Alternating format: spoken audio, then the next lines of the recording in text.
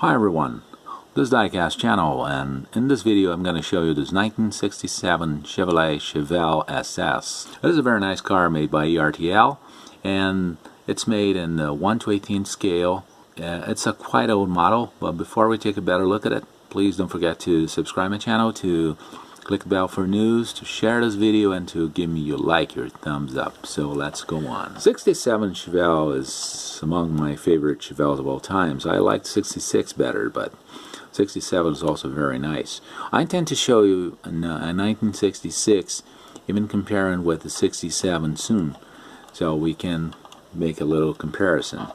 So the front of this car, as we can see, has got a very nice looking grille. It's not actually a grille, but a mock-up, which is very well made. It's cast in plastic with the SS badge right here in the center. Very realistic headlights. And the bumper, which is correctly made with no cast markings. We can see that the chrome is in pretty good shape, considering this is a very old model. I've got this model for over 20 years. And the hood, we can see that opens and closes correctly. It's an SS hood, since we have those two air intakes. And as we pop it open, we can see this very nice big block 396, which was a great engine at this time, and it was used in the Chevelle, which was a sort of a compact car, since it was about the same size of a Dodge Dart. In this engine bay, we can see that the engine is a piece apart. It's not actually a whole plastic in which you find some cast parts just like the ones we see in the 1967 Cougar I've shown before, that one by Sunstar. And in this one we have an engine bay itself, we have the brake system, the engine, and the engine is all formed by different parts. Just the color is a little bit plastic. It could be a little bit better, but it's a correct color. We can see the hoses, we can see the pulleys and belts and the air filter, but there are no cables. So these cables could be made with some tiny pieces of wire, so it would be alright.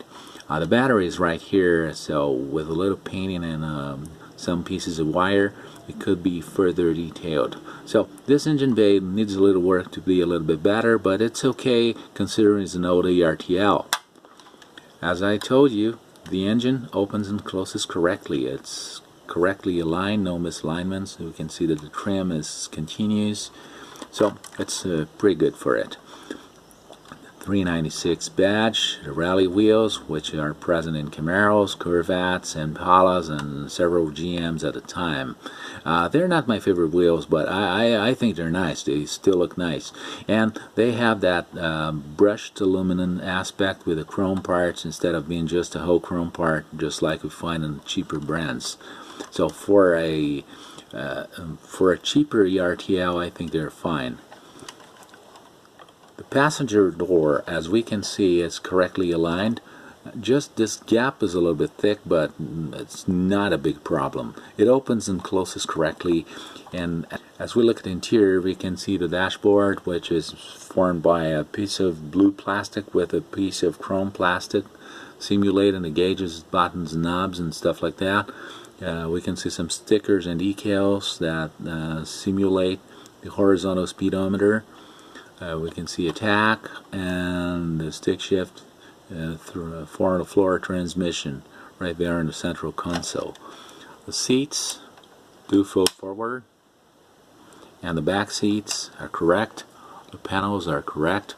There's no headliner, just a black piece of plastic, since this is a black piece of plastic actually. The sun visors and the courtesy light right here in the center are cast in plastic, but they're okay, they're correct. The mirror right there, door handle, and the lock. The lock is cast in metal, and the door handle is a different piece. They're correct. They are proportional. They are the right proportion. They are correctly made. This black stripe right here, which is typical of the SS. The Super Sport logo, which is typical of 1967, and the taillights that basically I would say that are the biggest difference from 1967 to 1966. As we can see, in 1967 and 1966 are basically the same shape, but the front and the rear are different. Of course, if we take a closer look at them, we can find some more differences. The rear with this flat black trim that goes all the way from left to right with the SS 396 badge in the center, reverse lights and the bumpers, which are correct, and the tail lights, which are pretty realistic. Trunk lid doesn't open, which is okay since it's correctly made. You can see the rear deck here, it's correct. And this car has got a plastic top and a die-cast body, since ERTL used to make this car in convertible or hardtop. So for a hardtop they used a piece of plastic that simulates a vinyl top, and it's correct. We can see trim and all details in the texture, which is correct. This one needs a little polishing since it's an old model and got some dust with the time. Opening the driver's door, we take a look at this 3-spoke steering wheel. It's a sports steering wheel, which is typical of sports cars. As we move the front wheels, it steers just like the other 1 to 18 scale models. 3 pedals, the gas, the brake, and the clutch. So, as I told you, it's a mechanical transmission. And the other details we've seen before. Looking at the bottom, as just like the other ERTL models, it's an entire piece of plastic with all details cast in them. It doesn't appear to be a unibody car. It looks like it's a chassis and body, since we see the frame that goes all the way here, and the gas tank, which is made in black, the drive shaft, and which is made in black as well. The rear axle, the front axles, they're all correct. They're all made in black. There's no working suspension actually. There's a steering system.